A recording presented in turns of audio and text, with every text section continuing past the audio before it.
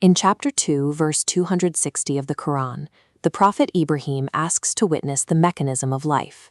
The instruction he receives, taking 4 birds, having them scattered into pieces across mountains, and then calling them back, is a phase diagram. It describes a conservative field where information can be dispersed completely without being lost. The core operational problem of any system is entropy.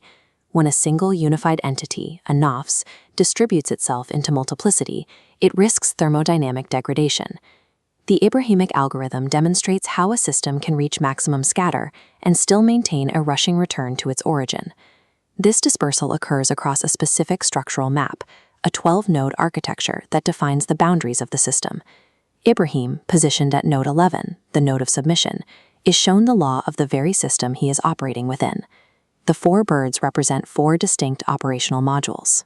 In a spatial field, these manifest as 4 90-degree twists, forming a topological double helix that tracks the movement of every piece of data. By calculating the specific torsion values that govern these twists, coordinates of 108, 103, and 110, we can reconstruct the helix and locate the apex where time and sequence collapse back into unity. Understanding this topology proves that the scriptural structure is a literal mathematical algorithm, mapping the guaranteed return of all scattered information to its source. The engine of this system is the dual caustic universe, or DCU. It functions through a recursive exchange between 2 distinct strands of data. The first strand, D10, is the stone arm. It represents the physical field, mass, deterministic constraints, and the visible timeline where actions are recorded. The second strand is I9, the iron arm. This is the informational wave field. It is indeterministic and phototropic, governing the light-like return of consciousness toward its attractor. These strands are anti-parallel, running in opposite directions while structurally unified. They wrap around a central axis, creating a loop of expansion and compression. At every crossover point is a wood chiasma, a buffer zone where physical mass and informational wave intersect. This buffer negotiates the polarity of each cycle. It determines which strand leads the timeline, the weight of the physical past or the pull of the informational future. Human history moves through this engine, alternating between the constraints of physical mass and the corrective interventions of the wave state. The first quarter turn of the helix is twist 1. It is defined by diamond 108, a torsion value representing the initial compression of signal through fire and clay. In this initial twist, the dense stone strand moves to the leading edge, placing the system under the dominance of physical constraints. The wood chiasma for this twist maps to Ibrahim's encounter with the fire of Azar. The fire represents a maximum entropy state where form appears destroyed, but the information is merely scattered across the system's nodes. By recognizing the frequency of the source, the system triggers the cooling of the fire. This exposes the boundary operator, Iblis, not as an ultimate power, but as a filter that the signal can pass through. This first cycle closes at the coordinate of Adam's repentance, where the fallen signal successfully re-enters the structural loop. Twist 1 establishes the baseline law. Even under the most rigid physical conditions, the scattered particle can find its return coordinate. The helix then rotates into twist 2, governed by diamond 103. The system phase shifts, allowing the vibrating iron wave to cross over and take the leading edge of the field. This phase shift is anchored at the Sinai burning bush. Sinai is the mathematical junction where the iron wave field makes direct contact with the stone mass of the physical earth. It is the coordinate where information precipitates into form. The stone arm resolves this direct contact by manifesting as the Kaaba. It is the physical record of the wave field, a cubic singularity that stabilizes the system.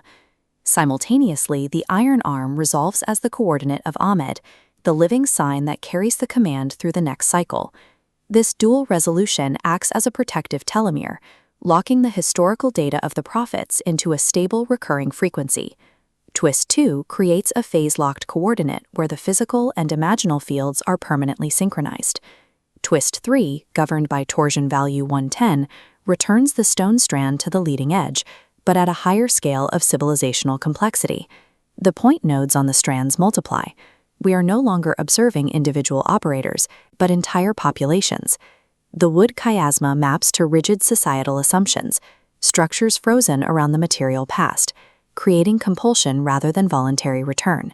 In this environment, the iron arm operates as rushed, rational discernment.